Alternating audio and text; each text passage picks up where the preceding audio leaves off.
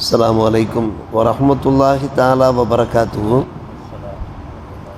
அஊது பில்லாஹி மினஷ் ஷைத்தானிர் ரஜீம். பிஸ்மில்லாஹிர் ரஹ்மானிர் ரஹீம்.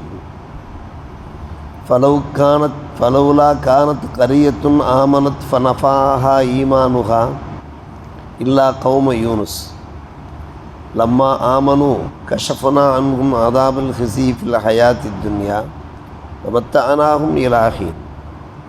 அமன்னா பில்லாஹ் ஸதகல்லாஹு மௌலானல் அலியுல் அலீம். ஒரு கிராமத்தார் ஈமான் கொண்டு அந்த ஈமான் அவர்களுக்கு பயனளித்திருக்க வேண்டாமா? யூனுஸ் அலைஹிஸ்ஸலாத்து வஸ்ஸலாம் அவர்களுடைய கூட்டத்தார் தவிர அவர்கள் ஈமான் கொண்டபோது இந்த உலகத்திலே கேவலத்தை தருகிற அந்த வேதனையை அவர்களை விட்டும் அகற்றிவிட்டோம். கொஞ்ச காலம் அவர்களை இன்புறச் செய்தோம். இன்று அல்லாஹ் ரப்புல் ஆலமீன் சூரா யூனுஸ் 10ஆம் அத்தியாயம் 98ஆம் வசனமாக பதிவு செய்திருக்கிறான். முந்தைய நாட்களிலே நபி நூஹ் அலைஹிஸ்ஸலாத்து வஸ்ஸலாம் அவர்கள் வரலாற்றை நினைவு கூர்ந்தோம். மூசா அலைஹிஸ்ஸலாம், ஹாரூன் அலைஹிஸ்ஸலாம் அவர்களுடைய வரலாற்றையும் எண்ணி பார்த்தோம். ஃபிரௌனுக்கு ஏற்பட்ட அதாபை எல்லாம் திரும்பி பார்த்தோம். இன்றைய நாளிலே நபி யூனுஸ் அலைஹிஸ்ஸலாத்து வஸ்ஸலாம் அவருடைய வரலாற்றின் ஒரு பகுதி இடம்பெறுகிறது. யூனுஸ் அலைஹிஸ்ஸலாத்து வஸ்ஸலாம் அவர்கள் பல்லாண்டுகளுக்கு முன்பு அவர்கள் வாழ்ந்தார்கள். கிமு 8ஆம் நூற்றாண்டுடைய தொடக்கத்தில் வாழ்ந்தவர்கள் தான் யூனுஸ் அலைஹிஸ்ஸலாத்து வஸ்ஸலாம். அவர்களுடைய சமுதாயத்தினர் பல தெய்வ கொள்கையிலே ஊறி போயிருந்தார்கள். திமிர்வாதம் பிடித்தவர்களாக வாழ்ந்து கொண்டிருந்தார்கள். சிலை வணக்கங்களிலே ஈடுபட்டவாறு இருந்தார்கள். ஹஜ்ரத் யூனுஸ் அலைஹிஸ்ஸலாத்து வஸ்ஸலாம் அவர்கள் கிட்டத்தட்ட 7 ஆண்டு காலம் அம்மக்களுக்கு எடுத்துரைக்கிறார்கள், தாவத் பிரச்சாரம் செய்கிறார்கள். வணக்கத்திற்குரியவன் அல்லாஹ்வை தவிர வேறு யாரும் கிடையாது, அவனே நம்மை படைத்து பரிபாலிப்பவனாக இருக்கிறான், அவன் ஒருவனையே வணங்க வேண்டும் என்கின்ற அந்த இறை பிரச்சாரத்தை 7 ஆண்டு காலம் அவர்கள் பிரச்சாரம் செய்தவாறு இருக்கிறார். ஆனால் அம்மக்கள் ஏற்க தயாராக இல்லை, பிடிவாதமாக இருந்தார்கள்.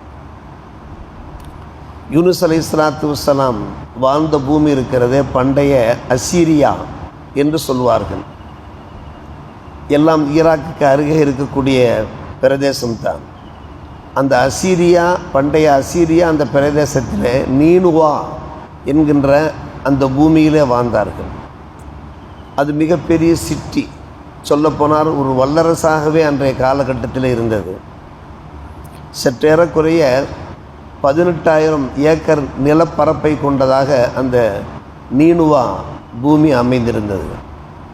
அங்குதான் சிலை வணங்கிகள் இருந்தார்கள், சிலை தொடும்பர்கள் இருந்தார்கள். அவர்களிடத்தில் பிரச்சாரம் செய்தார்கள், தொடர் பிரச்சாரம் செய்தார்கள். மக்கள் ஏற்க தயாராக இல்லை. இனி அவர்கள் ஏற்க மாட்டார்கள், ஏகத்துவ கொள்கையை, தூதுத்துவ கொள்கை ஏற்க மாட்டார்கள் என்கின்ற முடிவு யூனுஸ் அலைஹிஸ்ஸலாம் அவர்களுக்கு ஏற்பட்டது. இறை தூதர்கள் எல்லோருமே அவர்கள் மிகப்பெரிய தியாகிகள் என்றுதான் சொல்ல வேண்டும்.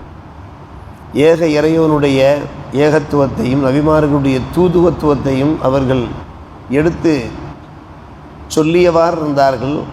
அதனால் பல்வேறுபட்ட துன்பங்களையும் அனுபவித்தவாறு இருந்தார்கள். இருந்தபோதும் கூட அந்த துன்பங்களை பொருட்படுத்தாமல் தியாக மனப்பான்மையோடு பிரச்சாரம் செய்தவாறு இருந்தார்கள். அவர்களில் ஒருவர் யூனுஸ் அலைஹிஸ்ஸலாம். கடைசி எச்சரிக்கையாக விடுத்தார்கள், 3 நாட்களிலிருந்து 40 நாட்கள் நீங்கள் அந்த நாட்களுக்குள்ளே இஸ்லாத்தை ஏற்காவிட்டால், ஏக இறைவனை ஏற்காவிட்டால் அதாபனுடைய அறிகுறிகள் உங்களுக்கு தெரிய ஆரம்பித்துவிடும். அதாபனுடைய அறிகுறிகள் தெரிந்து விட்டால் அதாபு இறங்க ஆரம்பித்துவிடும் என்று சொல்லிவிட்டு அவர்கள் நீனுவாவை விட்டும் புறப்பட்டு விட்டார். தாங்கள் பிறந்தகத்திலிருந்து அவர்கள் கிளம்பி விட்டார்கள். யூனுஸ் அலைஹிஸ்ஸலாத்து வஸ்ஸலாமுடைய கௌம், அவருடைய கூட்டத்தினர்கள் அதே அந்த பல தெய்வ வழிபாட்டிலே ஆராதனையிலே இருந்து கொண்டிருக்கிற போது திடீரென்று பார்த்தால் வானத்திலே கருமேகங்கள் சூழ்கின்றன.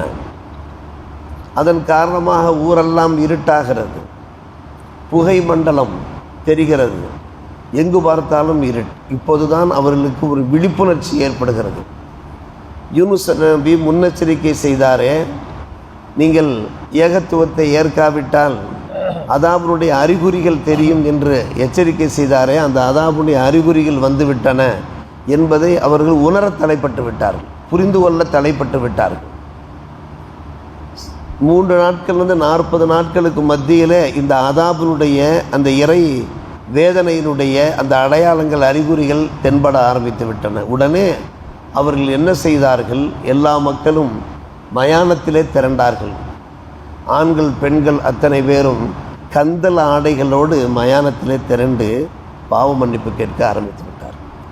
அல்லாஹ்விடத்திலே கையேந்த ஆரம்பித்து விட்டார்கள். தௌபா செய்ய ஆரம்பித்து விட்டார்கள். மட்டுமல்ல, லா இலாஹ இல்லல்லா என்கிற திரு கலிமாவை முழங்க ஆரம்பித்து விட்டார்கள்.